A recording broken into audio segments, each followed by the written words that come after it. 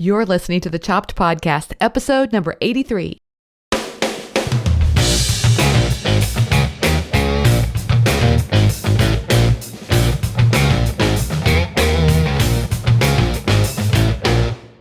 Hey everyone, it's Friday, so you know what that means. It's time for FriChats, and I'm Marly with the blog Namely Marly, and woohoo, with me is Cara. Cara, introduce yourself. Greetings. Well, hello there. This is Cara from Fork and Beans. And why don't you tell everybody what FriChats is all about?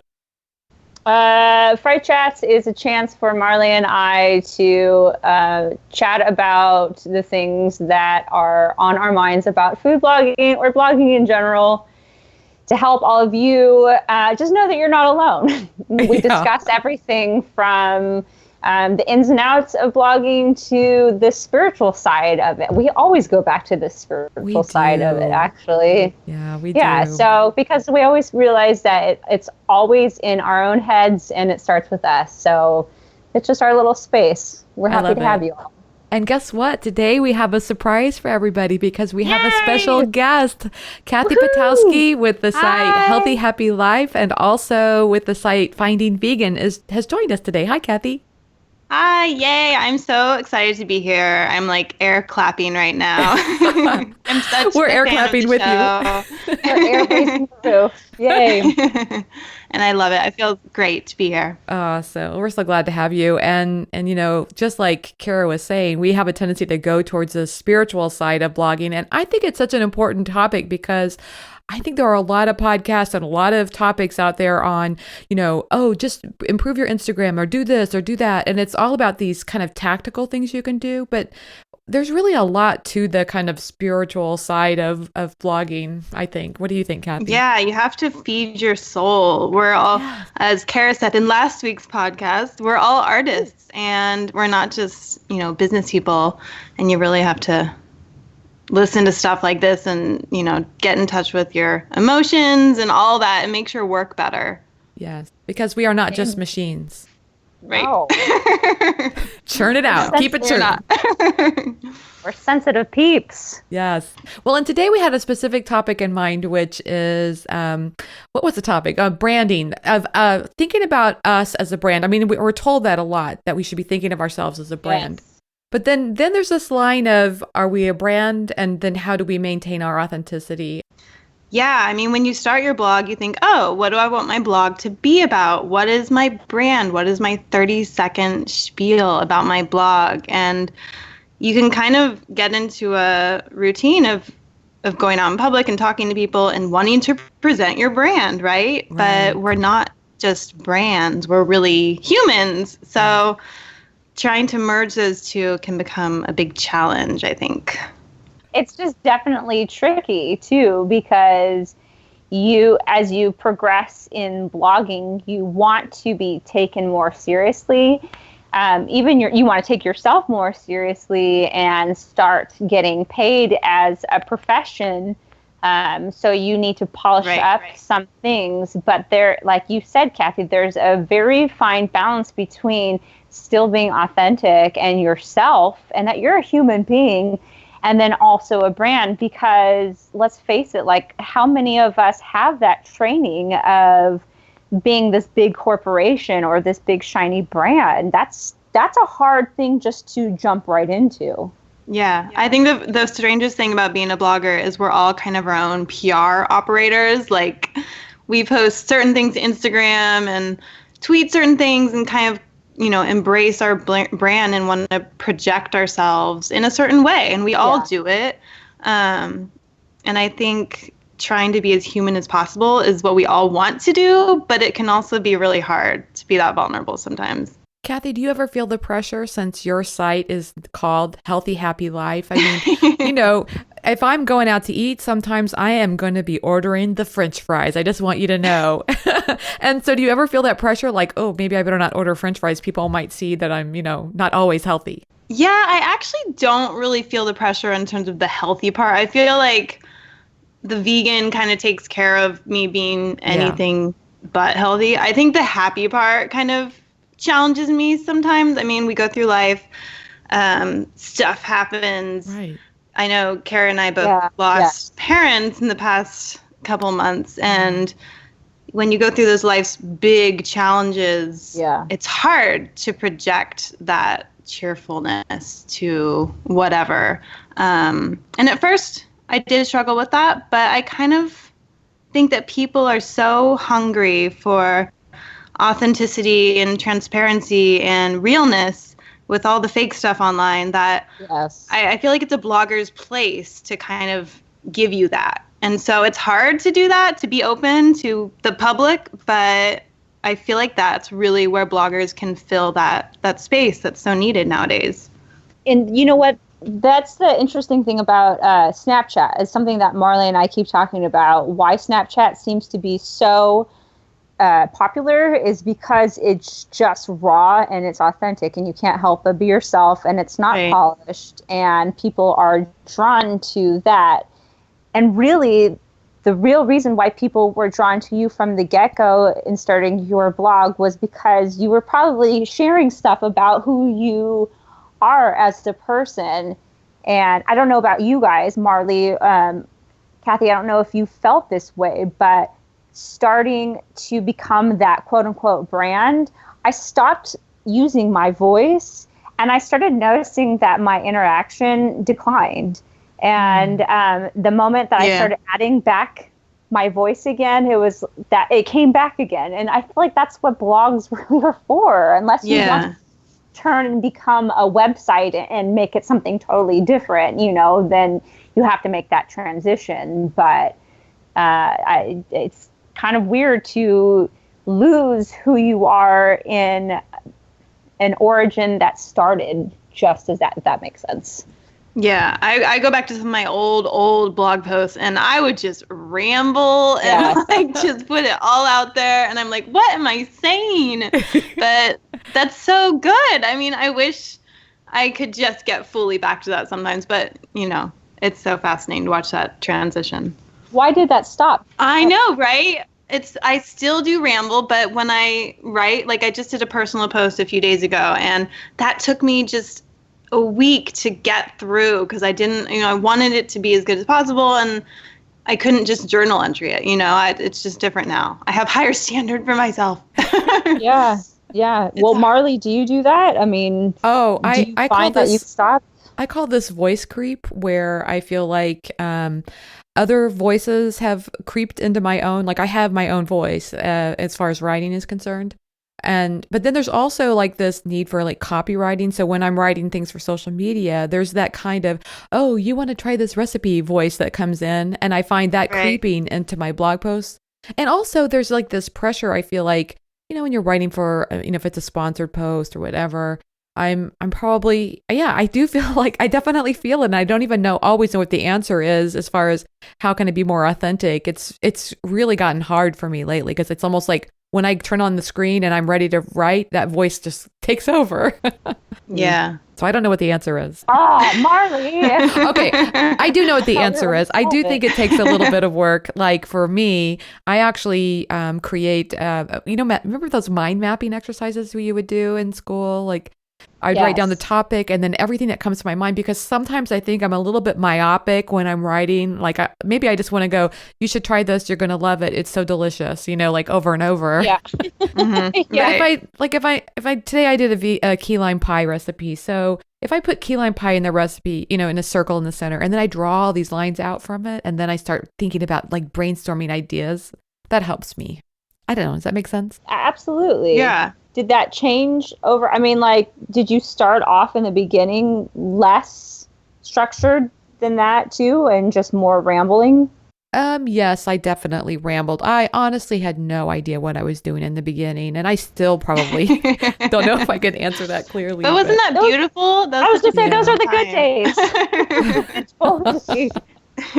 There is a sense of innocence in that because you're just putting yourself out there. And it almost seems like now, for me, I speak on my behalf, I'm more guarded. And it's like, why? Why am I so guarded? I was willing to share, not everything, because I'm still a private person, but I was still willing to share the things that are going on in my life. And now I've convinced myself that nobody really cares. Right. That's the voice I get when I'm like writing and writing. I'm like, does anybody really care about what I did this weekend? Like, but they do. I mean, I care about that when I read your blog, Cara. I want to hear what you did this weekend. Marly, I want to know how your vacation was.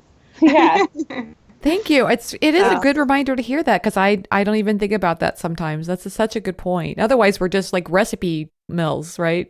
Right. Well, that's what I've convinced myself, that when someone goes on my site to find a recipe, they don't care what I have to say.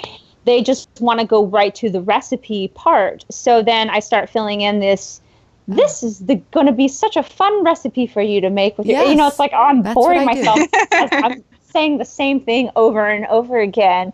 But I think after hearing myself speak, I've allowed a few negative voices over the years dictate what I write about now, because and it wasn't directed towards me. It was like other mean people, mean comments at other blogs. Like, I don't care about your husband. Right. And so I think something in my head clicked, and like, okay, note to self, don't ever talk about a husband if I ever get married, because people don't care. And I started creating this list, and maybe that's, I don't know, maybe that's part of my deal. Oh, that's such a great point, Cara. I think I've done that too. Yeah, I've done that too, for sure. One example I can give is I love to listen to Fully Raw Christina on YouTube. And whenever she posts anything, she just gets slammed with negative comments. And even like mean videos in response to her. Like, it's just bad. Wow. Yeah, really bad. So, and she talks a lot about wellness things, things where some people say you need credentials to talk about that, or, you're projecting these ideas to a very large audience, and health is so personal. So I always get really careful about stuff like that. I get, really careful when I'm talking about wellness stuff, because I don't want to ruffle any feathers or say something that really, someone could say that's not true for me, and then feel really upset about it. Can I ask you both a question that just popped up when you were talking about this, Kathy? Do you both, in your normal lives outside of blogging and outside of a computer, find that you're able to express yourself and your opinions without necessarily, with a lack of better term, caring what other people think, or do you find in your normal lives that you are a little more guarded with your words and are careful how you present yourself, lest you get that judgment? When I'm talking to my blogger friends offline, like, I will say anything and everything. Yeah. And I will even do that if I'm talking to a blogger fan privately, or even in Facebook comment me. But if you put it on your blog, it's like in solid gold print, like what you say is quotable or whatever. I don't know. Feels sterner to me. Well, it's like, do you guys do that? Do you talk differently? I think it depends if my mom is around. I love you, Mom, but she's, my family and I have different, if we're talking about things political, I definitely am very careful, because I, don't want to ruffle those feathers. But yeah, I am way more free and expressionate. I'm just like very goofy, and I love that, but yeah, I definitely am much more, I'm free to express myself. But like you say, Kathy, it's kind of scary when you put it out there, especially if you put it out in a podcast. At least on a blog, you can go back and, make some changes. But YouTube or a podcast, that's like forever. That's true. When you're doing like writing versus this, even like a podcast, you can put a certain expression in your voice where sometimes text could be like, they could read it how, like, when you're texting someone. Yeah, that type of thing. What about you, Cara? Continue, Cara. Sorry. Oh, no, I was just, because I find myself, I'm more of a person who sees like I don't even know if this has anything to do with what we're really talking about, but the gray in all of it. I can see your side and I can see his side or her side. You know what I mean? And so because of that, I have a hard time like finding like a definitive platform on what it is that I firmly believe, because I'm always seeing something else. And so And with that, we would be horrible politicians. Yes. So bad. I'm like, well, I can kind of understand why. Yeah, no, Maybe you should vote for my opponent. Yes. That's not so bad. But I also do. I'm just being honest here. I do fear judgment. It's what I'm working on in my life. I feel like the death of my mother has really brought some new sense of self for me and exploring that. But because in my daily life, I have a lot of trouble standing firm on something I believe, while somebody can say, well, she's stupid, it also permeates into the blog too. So there's that. And then I also like what you're saying, Kathy, about then it's just set in stone, whatever you're saying.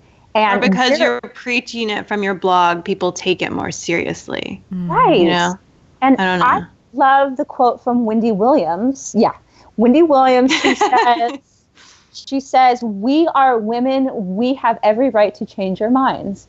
And I feel like I change my mind all the time on things. And so where like one thing used to work for me and I was quote unquote preaching about it from the blog, a year later, I might be at a totally different place. And the judgment that comes with it, it's really harsh.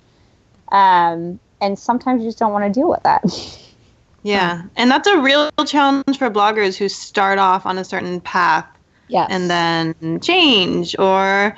Yes. Yeah. I mean, it happens all the time with some vegan bloggers who aren't vegan anymore. And you know, that's one example. Yeah. We're human, though. Yeah. Don't you think it's part of the ego? Like, I feel like it's the ego inside of us that wants to definitively have the answers to everything and to have those answers last forever. But I just don't think that's life. No. And there's the struggle between the brand versus the authenticity. Right. You know? So what's our answer, ladies? Well, personally, I think the answer is you have to find ways to connect with yourself. I said this before. It's as if we can imagine that we have this blueprint inside of us, and our goal is to connect with that blueprint and live our lives in a way that respects that. Yeah.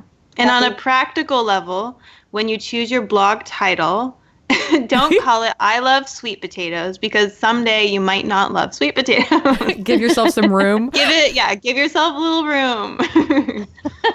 I love that. That's true. Unless you want to redefine sweet potatoes, you got some, yeah. Right. Yes. I like that. So be careful with your choosing your blog title. But then after that, I think what I'm hearing everybody say here is give yourself some breathing room, that where you start out passionately today may not be where you are passionately tomorrow, but it's okay. You're on a journey. Yes. And enjoy it. My gosh. Like, look at all of us. I mean, we've all started 5, 6, 7 years ago, right? Mm-hmm. Yeah. And 8, 9. Where 8, 9. Where we started, though, my goodness, you know, photography wise, writing wise, that journey has been amazing to see the product where we're at now. Yeah. I mean, I think we probably, every female I know probably underestimates herself and her journey. And like, look at how far we've all come. I mean, that's amazing how much you learn every year as a blogger. And you're going to keep doing that no matter what. And you just have to applaud yourself for that. Yeah. And there's no shame in being a blogger than being a brand. You know what I mean? I feel like I don't want to say that there's that shaming, but I feel like there's the need to become this brand, because if you become a brand, then you become big. And if you become big, then you get rich, and then you be happy, and then blah, blah, blah. And there's nothing wrong with just being your authentic self behind a blog, and you can still have all the above.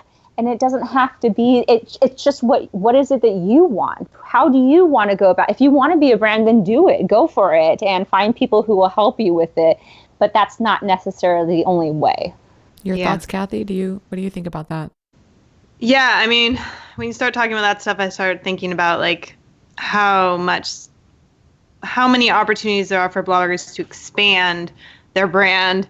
And I get incredibly overwhelmed because I actually made a list before this, and it's like 2 pages long. Uh-oh. And it's just, it's so overwhelming, the places you could take your brand, aka yourself, but you really I want to hear. I like this list. Yeah.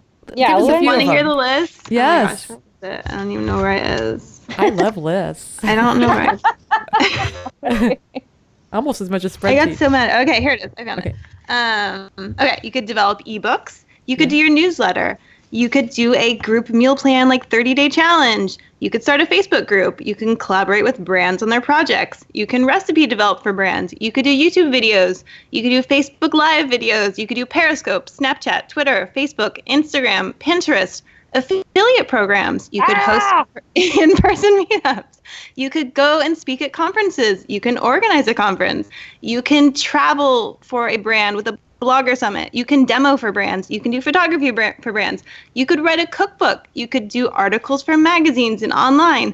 You could host social media parties. You could manage a community board. You could work on a recipe roundup. You can do local networking events, podcasts. I'm going to take a nap. I'm taking a nap. I'm tired. You can be a guest on the show. You can start your own food show. Or you could do, I don't know, blog posts and recipes and stuff. So yeah, Wow. there's a lot. It's so funny when they come out of your mouth. They sound so exciting.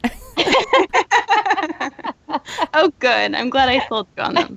Yes. So you created this list as a way of reminding everybody the ocean of possibility that's available. How dizzying it can be, just like bouncing around, like, oh, maybe I'll do this today. Maybe I'll do that today. Maybe I'll do this. It's exhausting. I mean, I do it every day, and you really have to have a firm goal for where you want to go, because it can get exhausting. It's so wonderful to know that you go through that too, because I feel like, kind of like Cara was saying earlier, I look at you or any other blogger probably and think they have got it together. They know what their plan is. They got a plan. And so it's encouraging me to hear that you go through that too. No, absolutely. No, I do it every day. It's right now, especially. I'm feeling especially overwhelmed with everything emotionally I've kind of gone through in the past few months, and balancing finding vegan, which is just so much daily work to, like, a blog you can take off a week if you really want to. I can't really take off from finding vegan. So yeah, you guys can be my therapist. Yeah, no, it's awesome. But I'm getting to that point where physically I feel like maybe I do need help. Yes. And that's a hard feeling for me, because it's so hard to give away control, any part of the control, and trust people, and really, start to work with somebody. That's a big undertaking. It is. Well, I feel like a couple of weeks ago, I think it was, you said that you were sifting through all 700 entries. Oh, yeah. Yeah, and that's insane. That's so, I'm up to that right now. Oh my gosh. Yeah, you need help. It's great. It's so great that people are on the vegan recipe bandwagon, and that they get great results from submitting to the website. And I'm so happy that bloggers are getting traffic from it, and it's great. But there is a point where you need do a break. Yeah. Yeah. And Kathy, I talked with you way back when you first started Finding Vegan, and I remember this was a dream. You've accomplished a dream of building this to be a huge platform. Now, of course, I think you have to give yourself some grace, and if that means bringing on someone else to help you with that, to help that dream stay alive, I don't know. It's got to be a tough spot to be in. Yeah. Well, and the other part is I really need to monetize it a little more if I want to think about hiring somebody. Right. And that's a whole other conversation.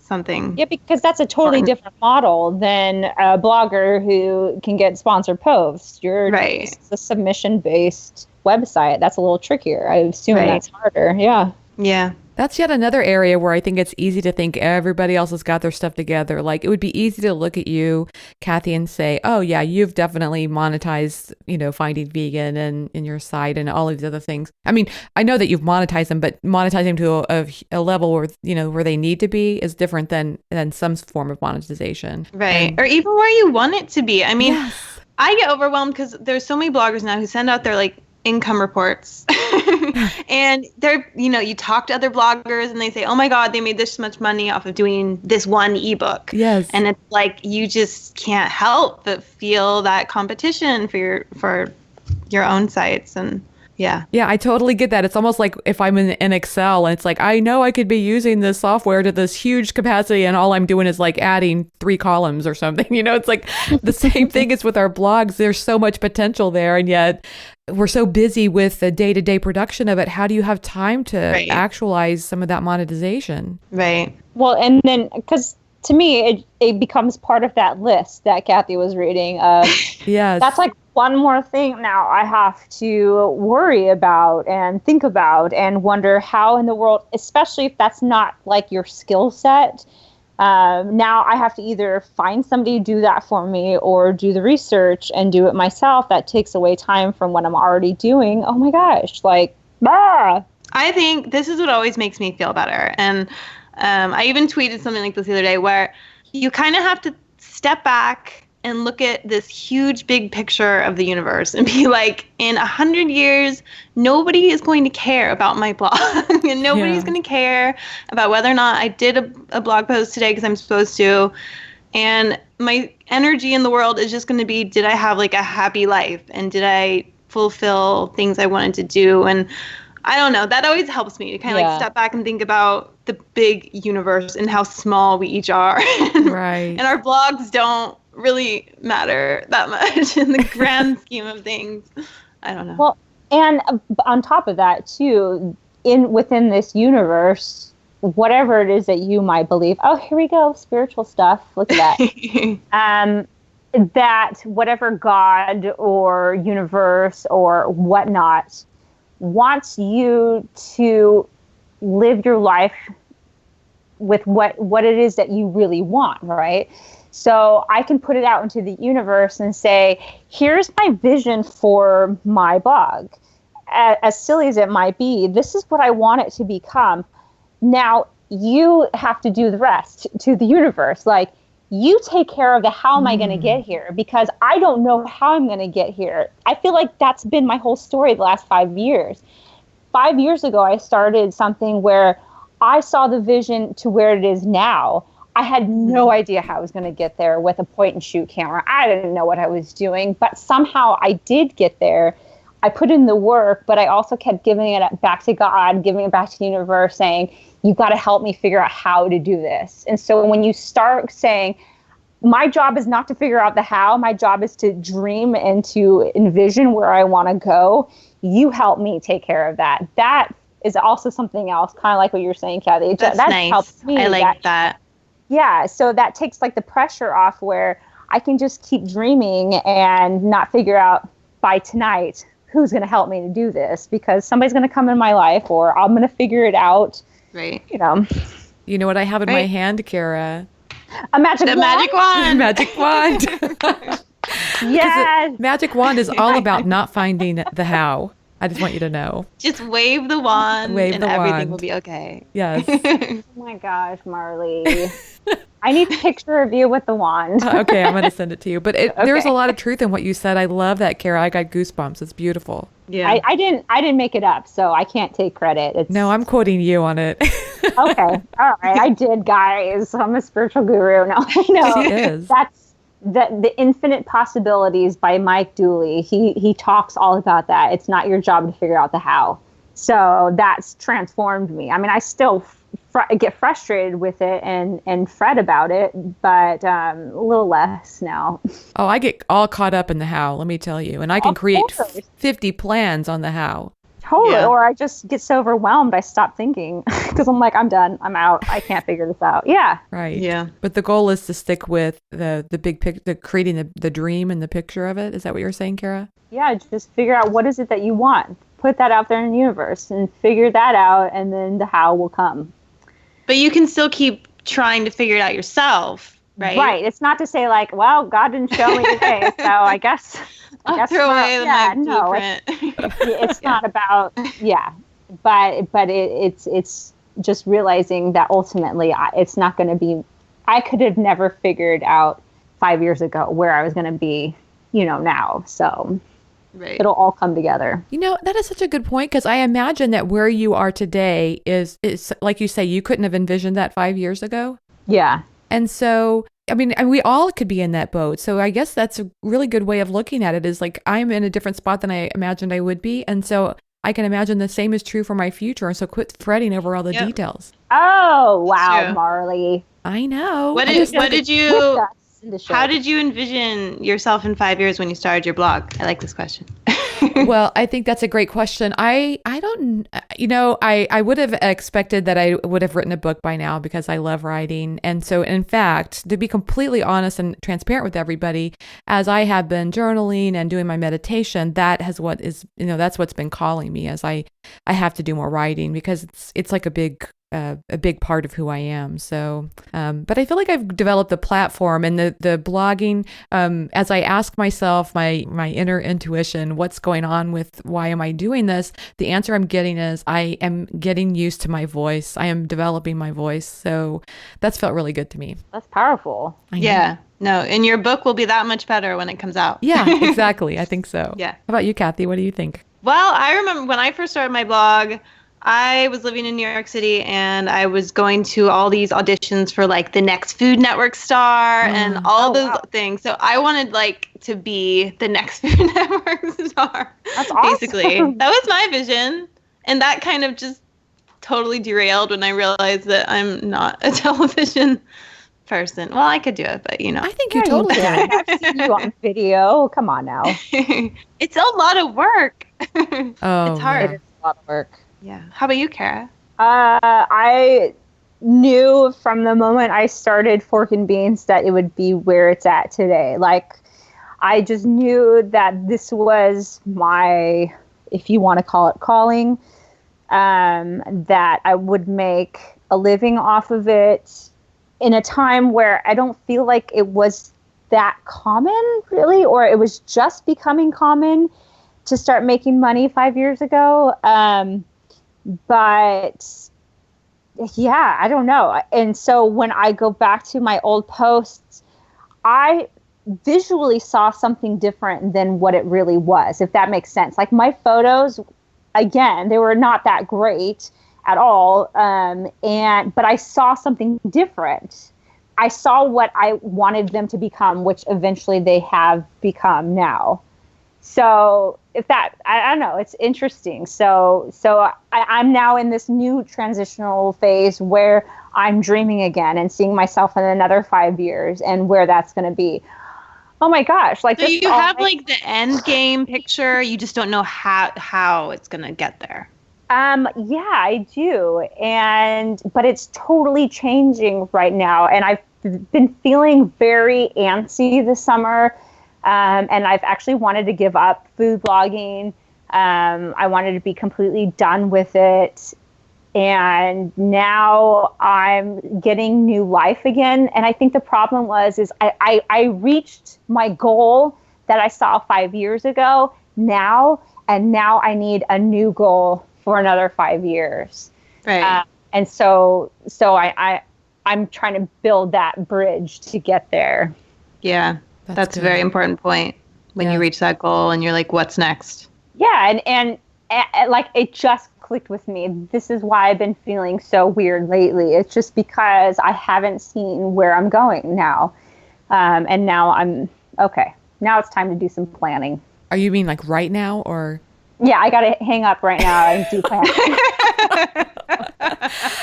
I think I hear a theme in our discussion, and that is that I don't know. I'm not okay. I'm going to put this blanket statement out there. I feel like for me, I heard something you said, Cara, that through my blogging, throughout the years of doing this, I have kind of adopted some internal beliefs based on critical things that I've seen out there that have kept me from turning my blog into what I absolutely love. Can you write that on a shirt? I think I might. Yeah, might be wordy, but yeah. My dear God, I need that framed. I want that in front of my bed so I read it every morning. I think you just hit it completely on the head. And I've been afraid of some changes that are coming, and they've been coming for a very long time. And I've push them down.